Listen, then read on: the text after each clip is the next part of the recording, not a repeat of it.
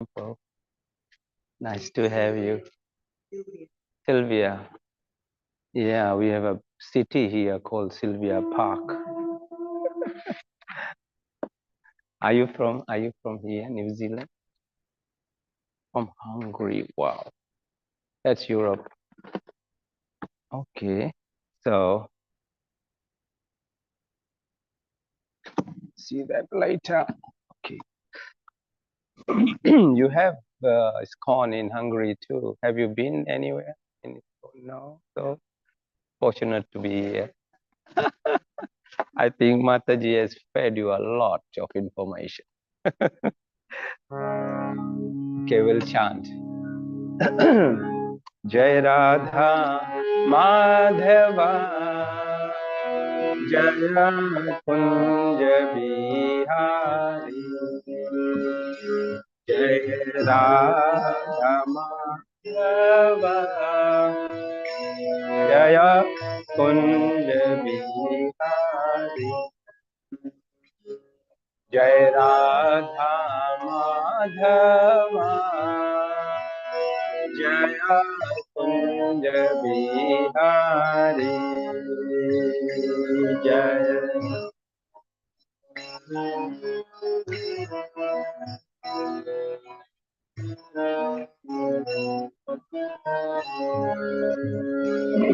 Jai Gopi Jana Vallabha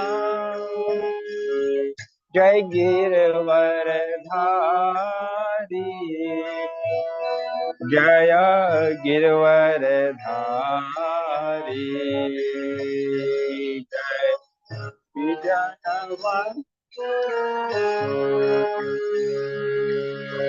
Girvardhari Jaya Girvardhari Jai Yashodanandana Jaya Brajajana Ranjana Jaya Brajajana Ranjana Jaya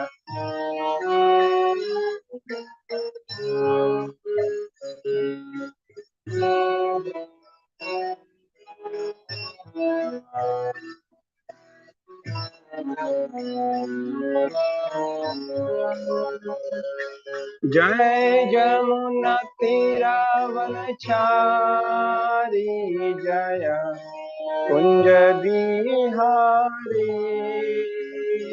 Jaya Jamuna Tiravanachari Jaya Kunja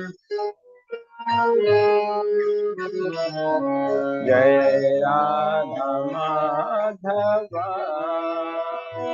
Jaya Kunja Bihari Jaya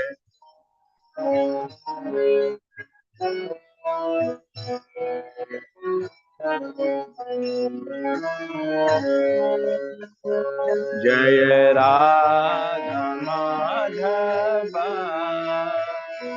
Jaya Kunja Bihari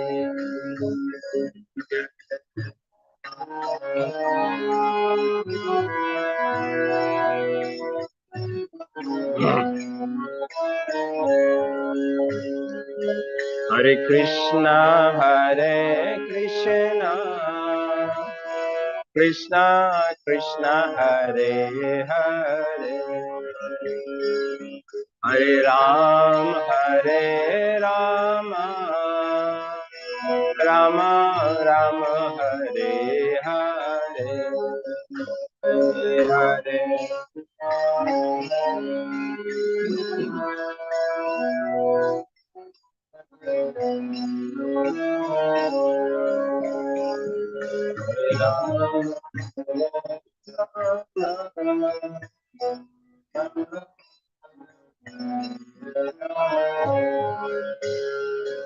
Hare Krishna Krishna Krishna Krishna Hare Hare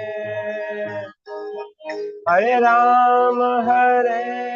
Rama Rama Rama Hare Hare Hare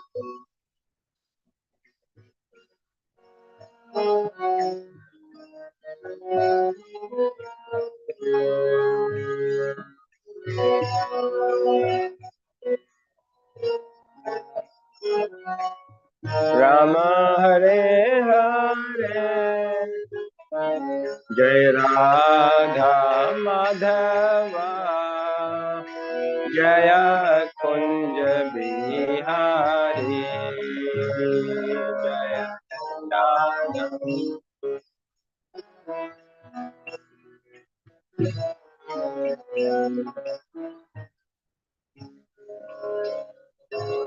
Shri Shri Radha Madhava Bhagwan Ki Jai. Shri Shri Radha Girdhari Bhagwan Ki Jai.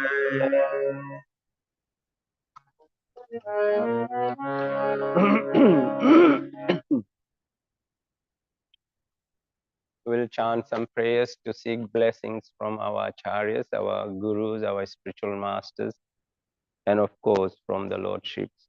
Om Gyan Timirandasya Gyananjana Shalakaya Chakshurunmiltam Yena Tasmai Shri Guruve Namaha Nama Om Vishnu Padaya Krishna Pristhaya Bhutale Srimate Bhaktivedanta Swami Niti Namine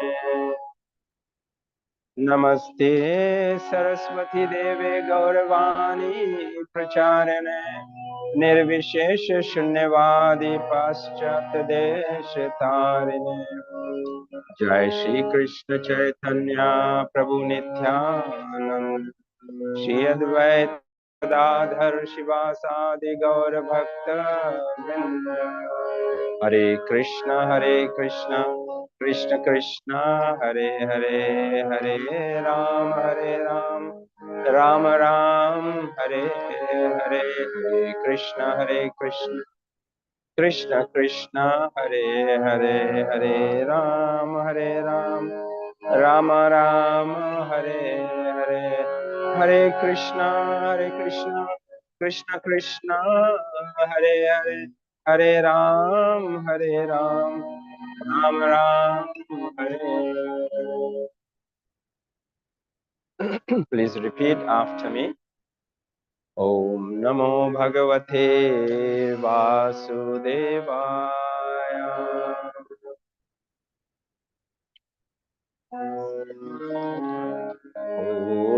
Om Namo Bhagavate Vasudevaya.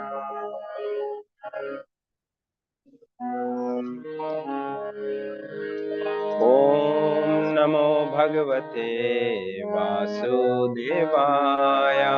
Om Namo Bhagavate Vasudevaya. So Hare Krishna, everyone. And so first of all, I welcome our visitors to the temple. Sylvia from Hungary, warm welcome to you. Nice to have you with us. And Prabhuji is from India. He's from West Bengal. Just arrived yesterday. He's Akhilatma Priya Das. Prabhuji, who is your Guru Maharaj? Jai Pataka Swami Maharaj ki Jai Haribol. So he's from ISKCON. I'll come back to you first. Nice to see you. And he's from ISKCON Siliguri in West Bengal, and he's the president of the temple there. He's at the foothills of the Darjeeling Himalayan range coming down to south. So it's almost 500 kilometers from West Bengal, from Mayapur. By train, it will be about 18 hours. 10 hours, okay. I increased by 8. Okay, and Mataji, which place? Chandigarh, yeah. Are you here at your family's place? Children? Okay. Your daughter's place. Oh, Avondale. So Nice to have you here. How did you come to the temple this morning? So, oh, Sudharma Mataji. Okay. So welcome to you. What's your good? Gopal Krishna Maharaj ki jai. Thank you. Thank you. Welcome to Auckland. Hare Krishna Auckland. Yes. All right. And of course, yeah, that's Erin. She's my neighbor from Papakura. And welcome to Vishambar Prabhu. Nice to see you again. We'll read from Srila Prabhupada's life history called Lila Amrita, his pastime. Which page is that? Page 461.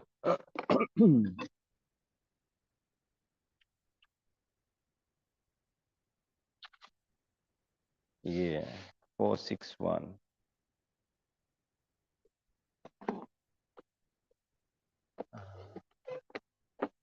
Okay, so I'll start. Srila Prabhupada, Srila Amrita, Srila Prabhupada ki jai.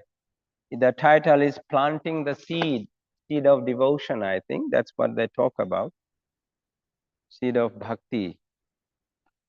And only Janaki's sister Joan agreed to come. What is this? Joan is speaking here, or she's recalling the past times with Srila Prabhupada.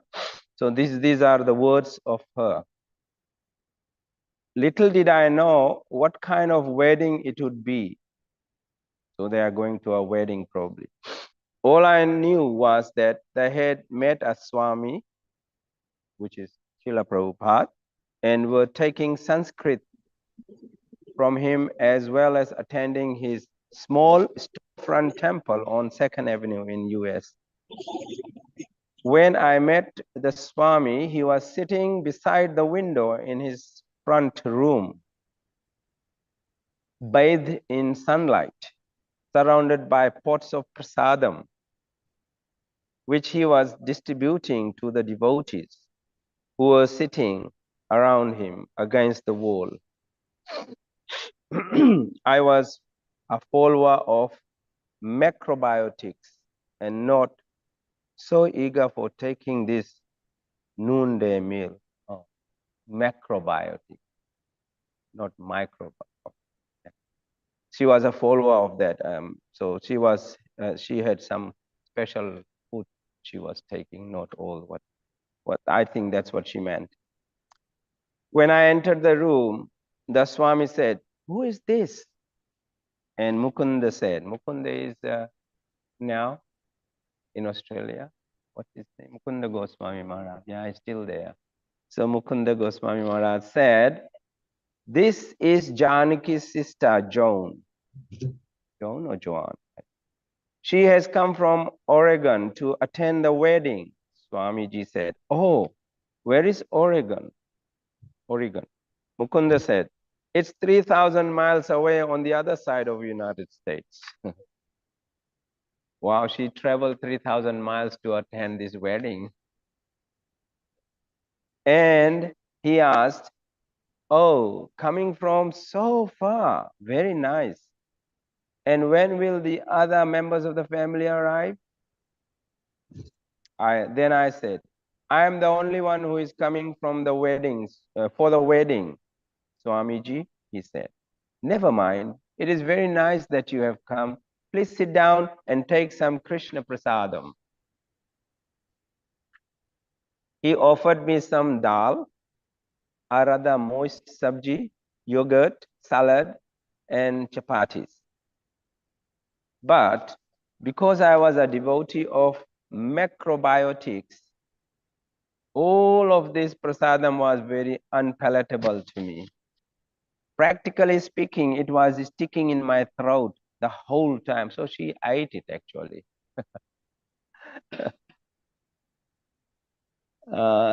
Throat all the time. But I remember looking over the radiant and beautiful person who was so eager for me to take this prasadam that he had prepared. So Prabhupada himself prepared the prasadam. And that was the beginning of this organization, ISKCON. So I took it all, but in my mind, I decided this would be the last time I would take this luncheon with the devotees. Sorry, I have some cold.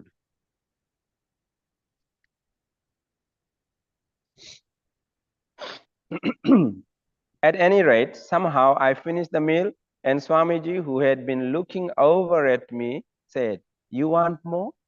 You want more?" And I said, "No, thank you. I'm so full. It was very nice, but I can't take any more." So finally, the prasadam was finished, and they were all getting up to clean. And Swamiji commented that he wanted to see Mukunda, Janaki, and myself for making preparations for the wedding the next day. So we'll stop here because the wedding is next day. All right, so you can attend the wedding tomorrow if you want to. Jai Hare Krishna. Thank you, Srila Prabhupada ki jai. Okay, let's see if this works. Okay. So Srila Prabhupada Lila Mrita ki jai. So we read little from this pastimes, his history, life history. Now we're going to the scriptures. And this is Srimad Bhagavatam, Canto 4, Chapter 26, Text 26. And this is the last verse of Chapter 26.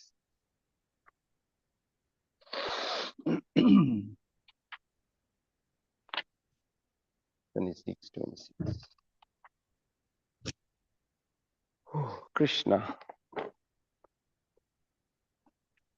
So we'll try to chant this Sanskrit. That's in Roman, not Sanskrit, but it is here in Sanskrit.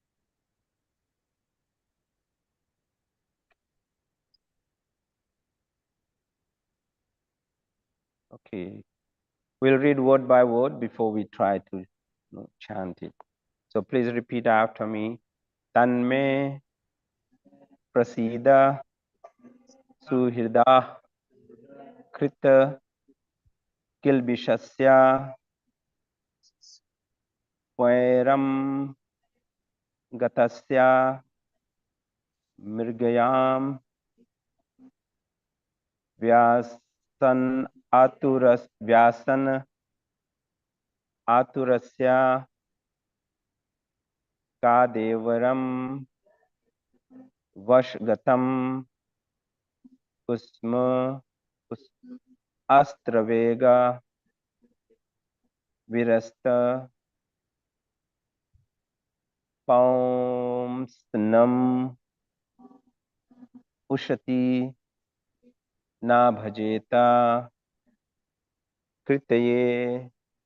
A difficult verse, what we'll try to chant. Tanme prasida suhirda krita kilbishasya. Tanme prasida suhirda krita kilbishasya. Tanme prasida suhirda krita kilbishasya.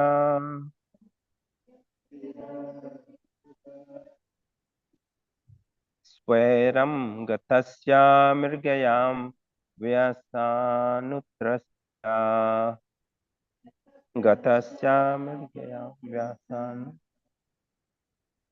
Swairam gatasya mirgayam vyasanaturasya.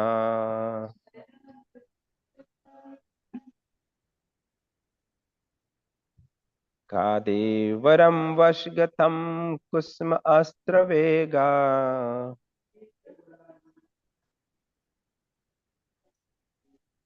Kadevaram vashgatam kusma astravega.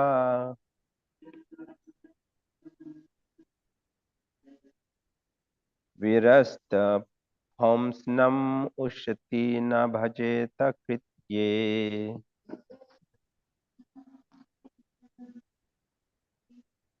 Virastapamsnam ushti na bhajeta kritye.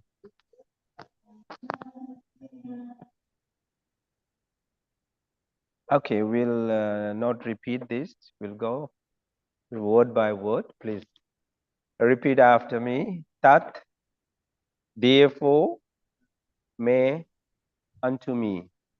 Prasida, be kind, Suhrida, intimate friend. Krita Kilbishasya, having committed sinful activities. Swaram, independently. Gatasya, who went. Mrigayam, hunting. Vayasan, Aturasya, being influenced by sinful desire. Ka, what woman? Devaram, the husband. Vashgatam, under her control. Kusma Astravega, pierced by the arrow of Cupid. Virasta, scattered. Homsnam, his patience. Ushti, very beautiful. Na, never. Bhajeta, would embrace. Kritye, in proper duty. Translation and purport by His Divine Grace Srila Prabhupada. Srila Prabhupada ki jai. So I'll read first the translation, then you'll repeat. So this verse is spoken by Puranjana, and he's speaking to his wife, his queen. So this is what he's saying in this verse. My dear queen, due to my sinful desires, I went to the forest to hunt without asking you. Therefore, I must admit that I have offended you.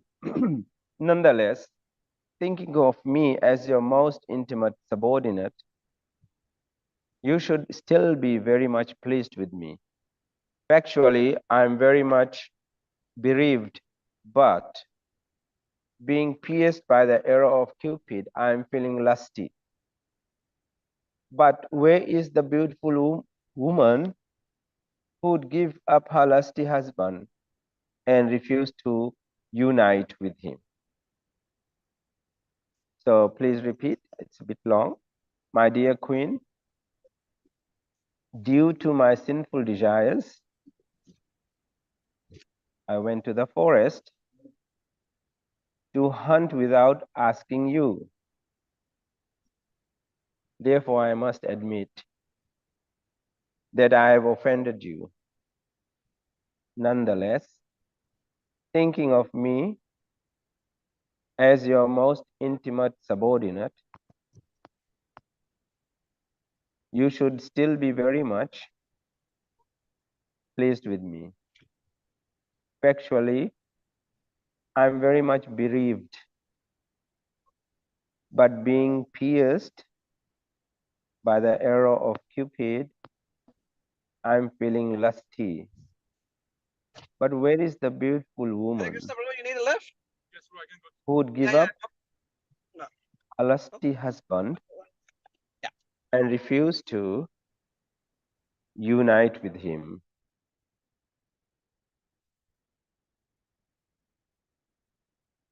So, purport by Srila Prabhupada ki jai. Purport. So, Srila Prabhupada is trying to explain some issues raised in this verse. So, he writes as follows. Both man and woman desire one another. That is the basic principle of material existence. Women in general always keep themselves beautiful so that they can be attractive to their husbands. When a lusty husband comes before his wife, the wife takes advantage of his aggressive activities and enjoys life. Generally, when a woman is attacked by a man, whether her husband or some other man, she enjoys the attack, being too lusty. In other words, when one's intelligence is properly utilized, both the intellect and the intelligent person enjoy one another with great satisfaction. As is stated in Srimad Bhagavatam 7.9.45, Yan Maithunadi Grihamedhi Sukham Hitucham Kanduyanena Kareor Eva Dukkha Dukkham. The actual happiness of the karmis is sex life. They work very hard outside the home, and to satiate their hard labor, they come home to enjoy sex life. King Puranjan went to the forest to hunt, and after his hard labor, he returned home to enjoy sex life. If a man lives outside the home and spends a week in a city or somewhere else, at the end of the week, he becomes very anxious to return home and enjoy sex with his wife. This is confirmed in Srimad Bhagavatam, Yan Maithunadi Grahamedi Sukham Hitucham. Karmis work very hard simply to enjoy sex. Modern human society has improved the materialistic way of life simply by inducing unrestricted sex life in many different ways.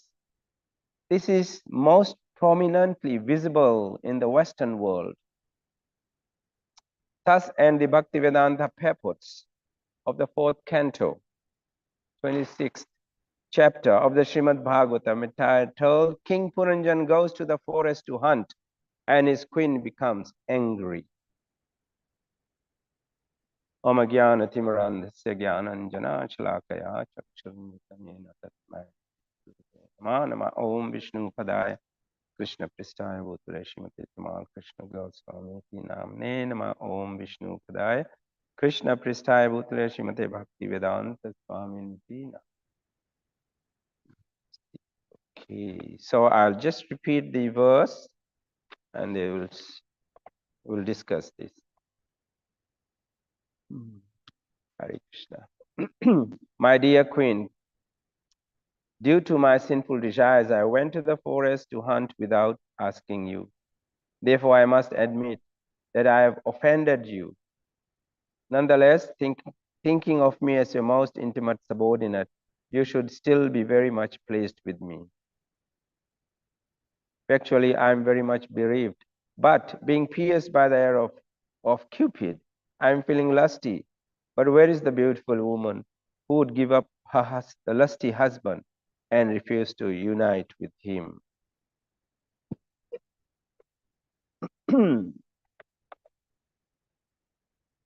So today's verse, as I mentioned earlier, is the last verse of this chapter, which is chapter 26. And I'll give you a little background of this story, what's happening. I think it's an analogy, Mataji. Is it an analogy? It is about the city of 9 gates. Yes.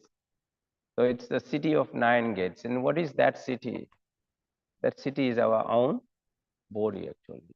9 gates means 9 holes: ears, nose, eyes, mouth, genitals. And so our body has 9 gates. So it is an analogy. And in this story, the king of this city of 9 gates is Puranjana. And he was traveling around the earth looking for a nice place to stay. And finally, he found this city of 9 gates, is mentioned.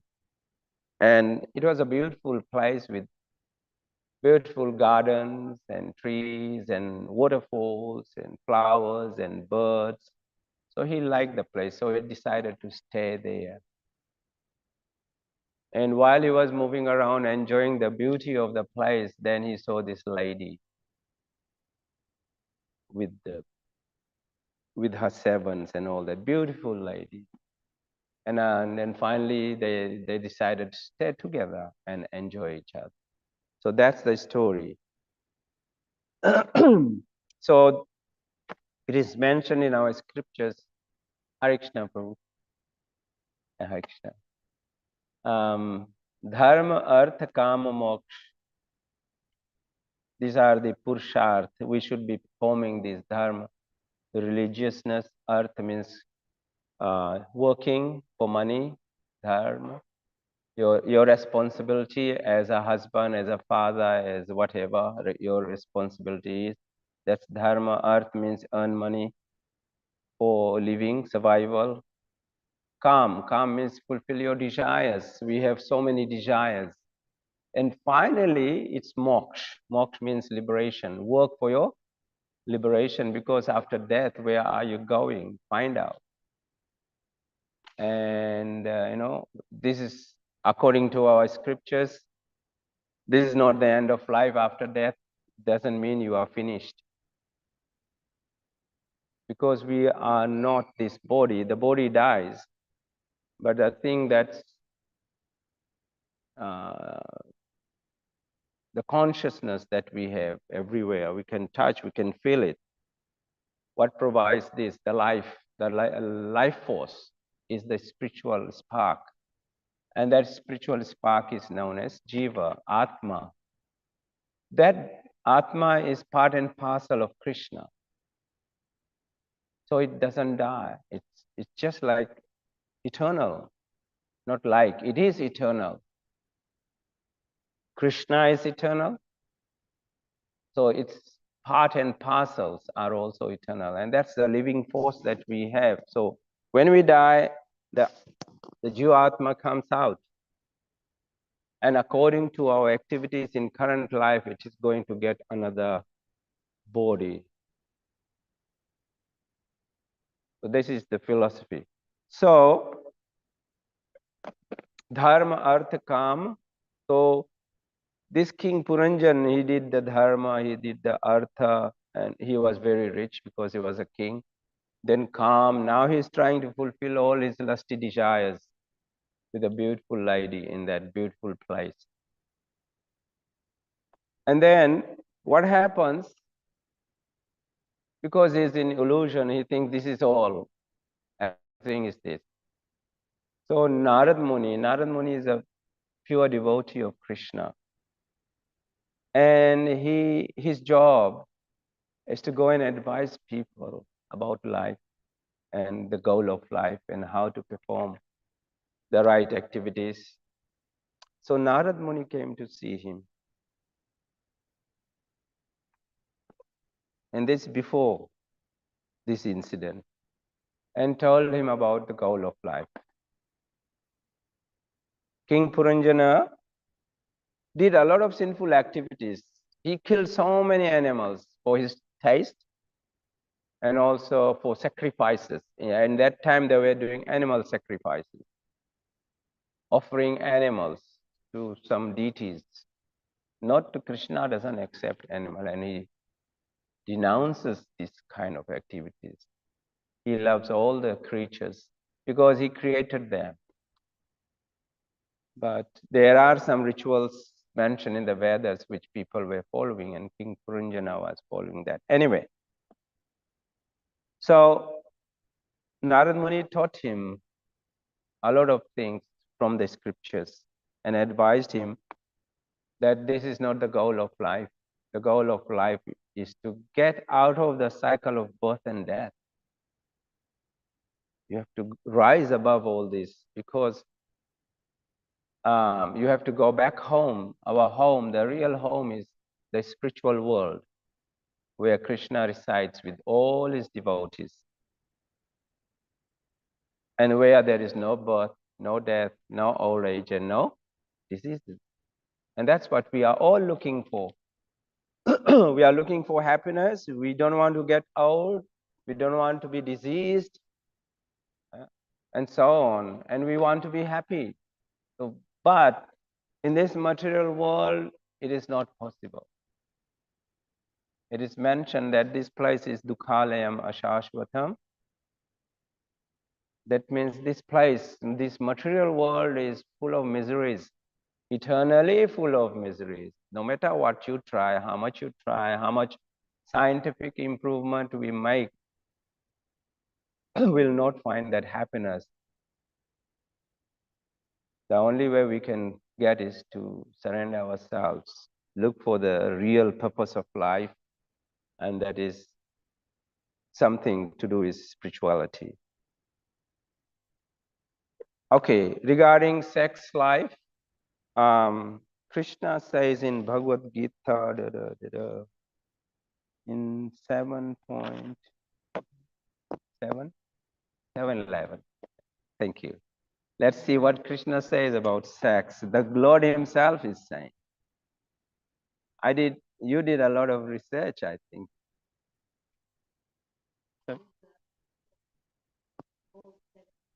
Oh, same verse, eh? Okay. Anyway, Krishna says, 7:11, all right. Because Krishna created us. So, and then sex life is there. Krishna says in 7:11, Balam balavanta chaham kamaraga vivarjitam dharma viruddha bhuteshu kamasmi bhartarshvah. So Krishna says, I am the strength of the strong, devoid of passion and desire. I am sex life, which is not contrary to religious principles. O Lord of Bharat, Arjuna. So Krishna says, I am the strength of the strong, devoid of passion and desire. And also he says, I am sex life, which is not contrary to religious principles. O Lord of the Bharatas, that means O Arjuna. In purport, very short purport, Srila Prabhupada explains the strong man's strength should be applied to protect the weak, not for personal aggression. So, for example, the army of a country, the police, their job is to protect the country, protect the people. And if a man is powerful, his job is to protect the weak, not do the opposite. Similarly, sex life, according to religious principles, means dharma, according to dharma, should be for the propagation of children, not otherwise. The responsibility of parents is then to make their children Krishna conscious, God conscious. So sex life basically is for begetting children. That's the main purpose. And after getting children, make sure you make them God conscious. That's the job of the parents, responsibility. They should be very good citizens of the country, of the whole planet Earth, protecting the planet and protecting the people and all the living entities. So this is what Krishna says about sex life. So then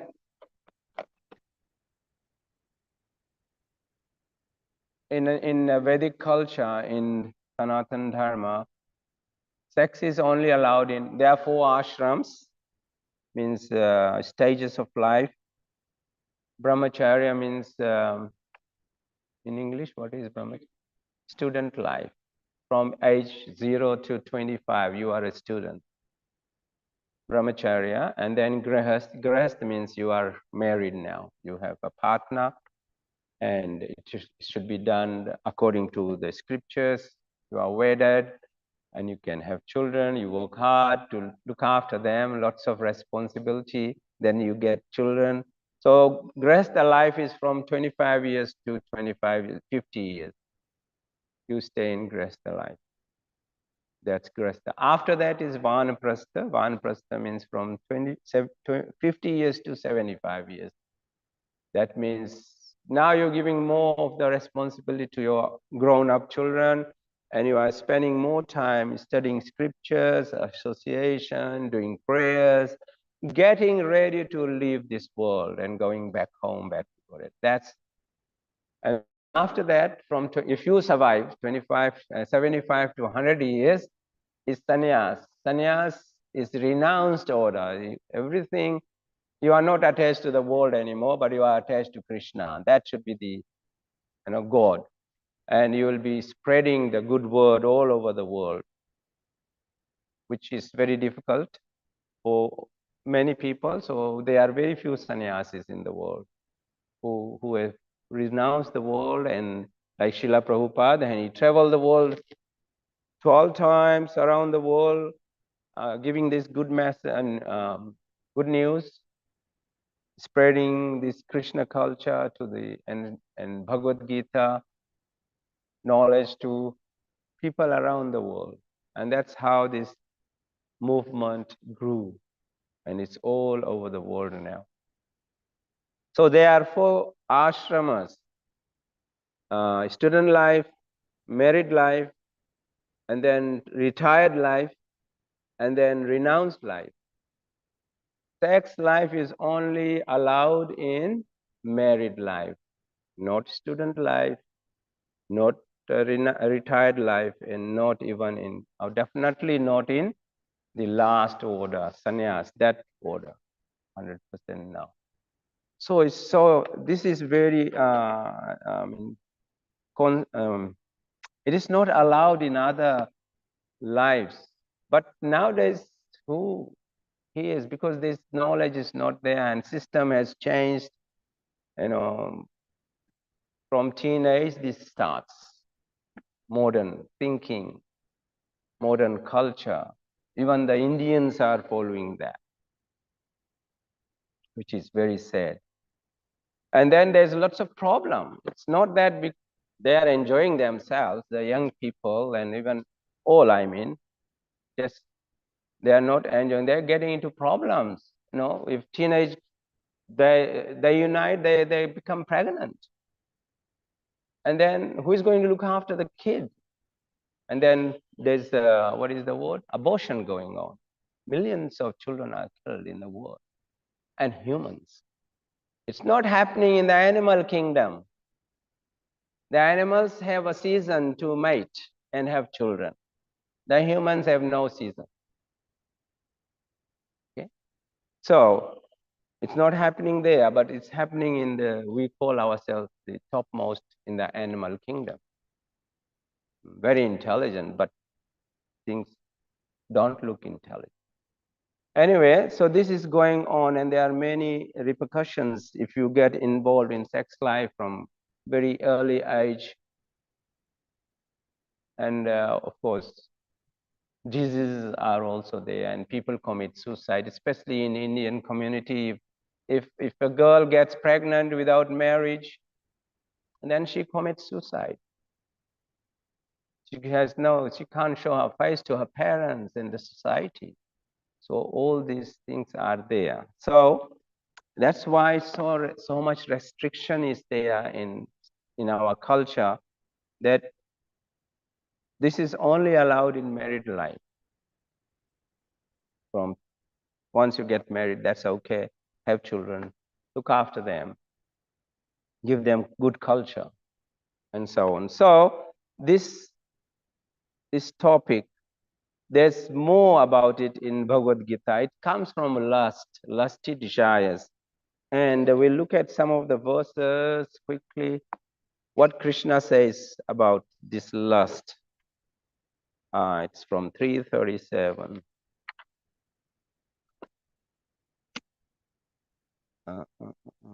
It's Karma Yoga, 337. Sri Bhagavan Vacha. Kamesha Krodesha Rajogun Samudbhava Mahashano Mahapapma Vidhi Enam Ihavairinam. The Supreme Personality of Godhead Krishna said, he is speaking to Arjuna, his friend. It is lust only, Arjuna, which is born of contact with the material mode of passion and later transformed into wrath, and which is the all-devouring, sinful enemy of this world. So lust is the root cause of all the problems in the world, most of the problems, especially dealing with humans, which is the all-devouring, sinful enemy of this world, lust. Next verse, he says, as fire is covered by smoke, as mirror is covered by dust, or as the embryo is covered by the womb, the living entity is similarly covered by different degrees of this lust. And next verse, he says, thus the wise living entity's pure consciousness becomes covered by his eternal enemy in the form of lust. So the lust is our greatest enemy in progression of our spiritual journey, which is never satisfied and which burns like fire. Krishna says himself, this is so powerful enemy, it's an eternal enemy. And we have to fight this enemy in order to make progress in our spiritual journey. We can't fight, we have to run away from it. Because this is also Krishna's energy. So Krishna says it's the eternal enemy in the form of lust. It affects our pure consciousness, it covers it, it is never satisfied, and it burns like fire. And then he further says, the senses, the mind, and the intelligence. We have the five senses, we have the mind, and we have also the intelligence there, are the sitting places of this lust. So the lust sits in our mind, in our intelligence, and also in our senses, the five senses we have. Through them, lust covers the real knowledge of the living entity and bewilders him or her. So strong, this lust. It covers our knowledge, our intelligence, and it bewilders us. It tells us, enjoy your life. There's nothing else. So this verse, Krishna says all these things. So please remember, the lust sits on our senses, in our mind and intelligence. This is the sitting place of this lust. And then Krishna also says in the next verse, Tasmat tvam indriyani ado. And translation, therefore, O Arjuna, best of the Bharatas, in the very beginning, curb this great symbol of sin, which is lust, by regulating the senses and slay this destroyer of knowledge and self-realization. Because it destroys our knowledge, our intelligence, and our self-realization, we have to kill it, slay it in the beginning by regulating our senses, which is, and there are other processes. How to regulate your senses? I will go over that in a minute. To regulate our senses, Srimad Bhagavatam. And there's lots of knowledge about how to, those who have taken initiation in Krishna consciousness movement, in ISKCON, they are told how to regulate the senses. Before they take initiation or come into it formally, they are taught how to regulate their senses. And there are four principles that we need to follow. First is no meat eating, no killing of animals or any living entity. for no reason, especially for eating. We are no meat eating, fish or eggs. That's the first one.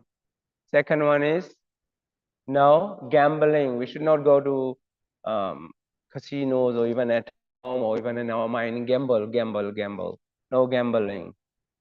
And third one is no intoxication. Don't take any kind of uh, things that agitate our mind and bewilder our mind, like drugs, alcohol, and so on. No intoxication. It destroys our thinking ability, our intelligence. And the last one is no illicit connection with opposite sex. No illicit sex. So these are the four principles which are told for us to practice before we can get into this initiated by a spiritual master. So these are the four regulative principles we have to follow, which will, and it will take time. It depends on the individual how long it will take, but they will be able to control their mind and senses. That means they will try to fight this thing called lust using these four regulative principles. So let's look at Srimad Bhagavatam, and it tells Krishna, it tells us how to further help us regulate this, follow these regulative principles. Srimad Bhagavatam 1 to 17, this is a very famous verse. Shinvatam swakatha Krishna, punne shravan kirtanaha, hriday antasto hi abhadrani vidhutnoti suhitstam. Krishna, the Supreme Personality of Godhead, who is the super soul sitting in everyone's heart, and the benefactor of the truthful devotee, cleanses desire for material enjoyment from the heart of the devotee who has developed the urge to hear his messages, which in themselves are virtuous when properly heard and chanted. So that's the first step. We have to hear, and ordinary people will not come and hear. Those who have some inclination about spirituality, they will sit and hear. So for those people, devotees, so what do we hear? We hear about Krishna's pastimes and his instructions. His pastimes are in the Srimad Bhagavatam. He stayed on this planet for 125 years, and whatever he did is in the Srimad Bhagavatam. Oh, he did so many wonderful things. And his instructions are in Bhagavad Gita. Whatever he spoke to Arjuna on the battlefield of Kurukshetra, it is here. His instructions are there. So these two books are very important to read. So it says we must develop an urge to hear his messages, which are virtuous when properly heard and chanted. And we should hear from devotees of the Lord, not professionals who do this katha and make money out of it and make a living. No, because they are not pure devotees. Anyone should give this knowledge free of charge. And we should hear from those who are devotees of Krishna. Properly heard and chanted. Next verse it says, Nasta prayeshu abhadreshu nityam bhagavata sevaya bhagavati uttam shloke bhaktir bhavatir naistiki. Translation. By regular attendance in classes on the Bhagavatam and by rendering of service to the pure devotee, all that is troublesome to the heart is almost completely destroyed, and loving service unto the personality of Godhead, who is praised with transcendental songs, is established as an irrevocable fact. So once you regularly hear this and chant his holy names, It says you should attend these classes regularly, not once a year or once a month. Regular. It is recommended do it every day. Take some time out here from pure devotees and yourself read it, study for 10, 20, 30 minutes yourself. Okay, so regular attendance and also serving the pure devotee like Srila Prabhupada, our spiritual masters, and other senior Vaishnavas, we serve them. And then what will happen? That all that is troublesome to the heart is almost completely destroyed. And then loving service to the personality of Godhead, just like all the devotees are doing such a loving seva to Radha and Krishna. See how they dress them nicely. They have also fed them beautiful and sumptuous breakfast. This is loving service. Okay. And then Krishna will be resting after this. And then he'll be given lunch, a big feast again, and then dinner, and then some arti. And then Krishna is given rest at 9 p.m. and he will be changed into night dress. So this is only can be done if you love him, and the devotees are practicing that. Are you guys going? We'll see you. Hare Krishna. Okay, so this is loving service. This will develop after you hear Srimad Bhagavatam and read yourself, study regularly, then you'll develop attachment. Next verse, Krishna says,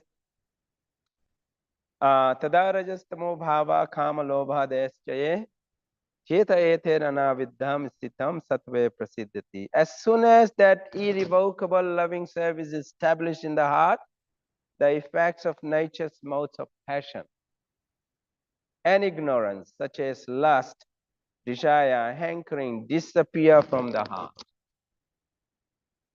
Then the devotee is established in goodness and he or she becomes completely happy. This is the process to fight this thing called lust and desires and hankering. So once that irrevocable loving service is established in the heart, then the modes of passion and ignorance, like lust, desire, hankering, will disappear completely from the heart. It will take time. It's not easy because we have been doing this life after life. It's all, big dirt there in the heart. It has to be cleansed. So the more the dirt is, the more time it will take. But we should keep going. One day you'll cleanse your heart, and these things will disappear from the heart. Then the devotee is established in the mode of goodness. The lowest mode is ignorance. Above that is passion, and above that is goodness, and above goodness is, what is the word? Shuddha Sattvic. Pure goodness. Thank you. Then above goodness is pure goodness. That means all the dirt is gone from the heart. You will love everybody. You will love all the creatures. You will serve everyone. You will see that they are all part and parcel of Krishna. Even the trees and plants, animals, they are all part and parcel of Krishna. So this will come gradually, but we have to start step by step, and then this will happen. Okay, I have more to say, but I'll stop here. So lust is the most powerful enemy of all humans.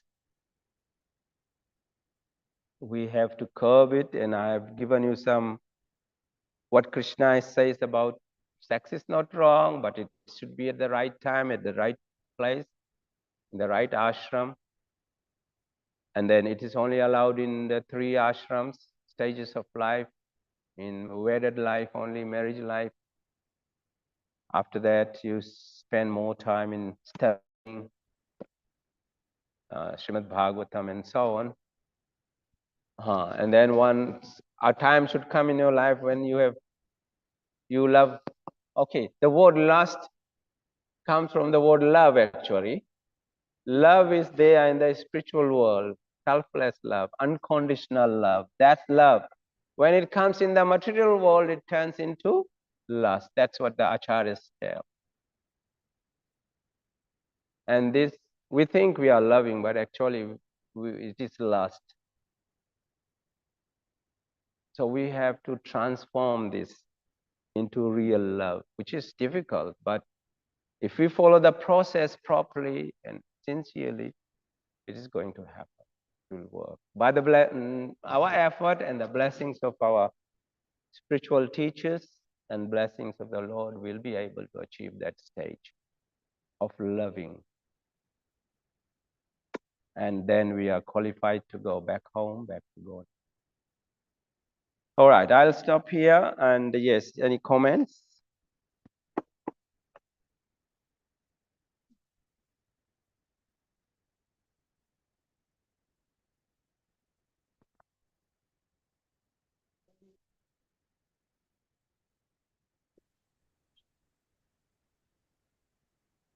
But you know also that we still have human desires.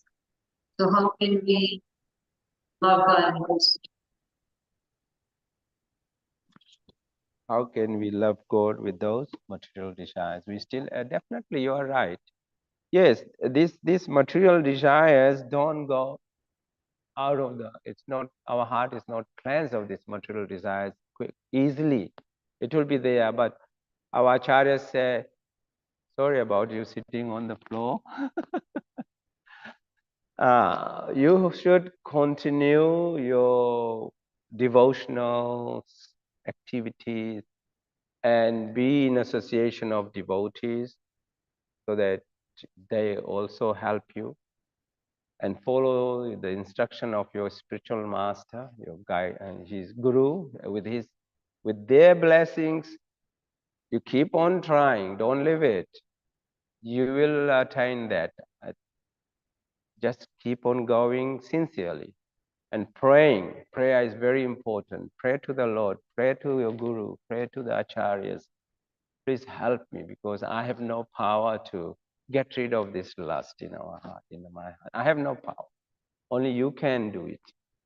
And then definitely a time will come when you will see that, yes, you are making good progress and these things will go. If it doesn't, there's no loss again, you'll come back as a human being and you'll continue from there. It might take you some lifetime because it's been there for so many lifetimes. So it's a big knot.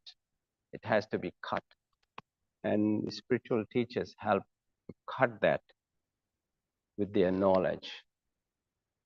And if we follow them sincerely and pray and try our best, definitely it's going to happen.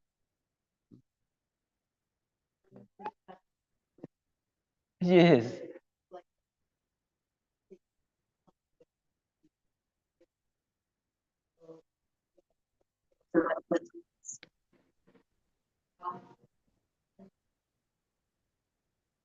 Especially after yoga.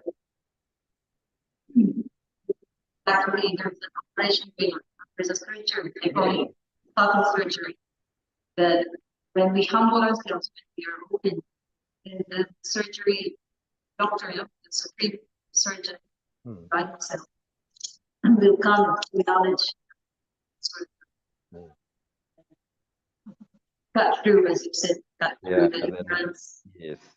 With the mind is there. Thank you. Thank you. Guru Maharaj, Tamal Krishna Maharaj said, a spiritual teacher is very dangerous. He said, why? He's carrying a knife, a sharp knife. You know, in Tamal Krishna, one of his lectures, he said that he's carrying a sharp knife. Don't be scared. He'll not cut your skin. He said he'll try to cut all those, as you mentioned, the knot. the lust, all these impurities in our heart with transcendental knowledge, spiritual knowledge. Yes. So thank you for that comment. Anything else? Erin, are you hungry? Okay.